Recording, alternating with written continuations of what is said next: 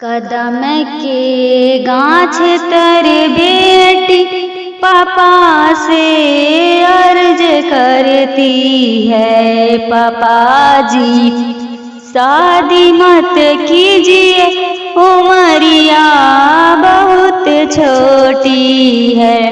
पापा जी शादी मत कीजिए, उमरिया बहुत छोटी है। मम्मी ने दूध से पाली, पापा ने फंदन में डाले। मम्मी ने दूध से पाली, पापा ने फंदन में डाले। कदम के गाछ तर बेटी चचा से अर्ज करती है, कदम के गाछ तर बेटी चचा से अर्ज करती है। चचा जी शादी मत कीजिए, उमरिया बहुत छोटी है। चचा जी शादी मत कीजिए, उमरिया बहुत छोटी है। चाची ने दूध से पाली, चचा ने फंदन में डाले। चाची ने दूध से पाली, चचा ने फंदन में डाले। कदम के गाछ तर बहन भैया से अर्ज करती है, कदम के गाछ तर बहन भैया से अर्ज करती है।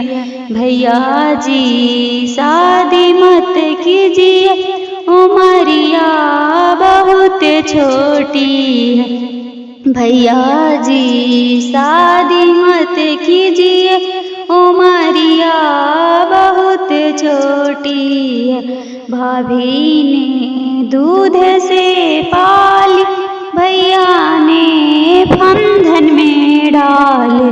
भाभी ने दूध से पाली, भैया ने फंदन में डाले। आव चंदा मामा बरे, आव चंदा मामा अरे आव चंदा मामा बरे, आव चंदा मामा नदिया किनारे से बोलावा।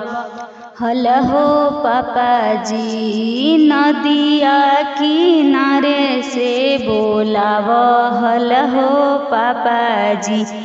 जब हम लइका हाली धुरिया में लोटा हाली, जब हम लइका हाली धुरिया में लोटा हाली। बेटा बेटा कही धुरिया पोछा, हल हो पापा जी। बेटा बेटा कही धुरिया पोछा, हल हो पापा जी। जब हमारो हाली मम्मी मम्मी कहली, जब हमारो हाली मम्मी मम्मी कहली। कटोरे कटोरे दूध पियावा, हल हो पापा जी। कटोरे कटोरे दूध पियावा, हल हो पापा जी। अरे आव चंदा मामा बरे, आव चंदा मामा नदिया किनारे से बोलावा, हल हो पापा जी। नदिया किनारे से बोलावा, हल हो पापा जी। जंगले जंगले खोजी हाजी पापा, चंदन न होला कड़िया। जंगले जंगले खोजी हाजी पापा, चंदन न होला कड़िया। देसे देसे खोजी हाजी पापा, पढ़ल हो पंडितवा देशे देशे खोजी हजी पापा पढ़ल हो पंडितवा कैसे कैसे चिन्हावे गे बेटी चंदन हो लकड़िया कैसे कैसे चिन्हावे गे बेटी चंदन हो लकड़िया कैसे कैसे चिन्हावे गे बेटी पढ़ल हो पंडितवा कैसे कैसे चिन्हावे गे बेटी पढ़ल हो पंडितवा धामा धामा धामा से जी पापा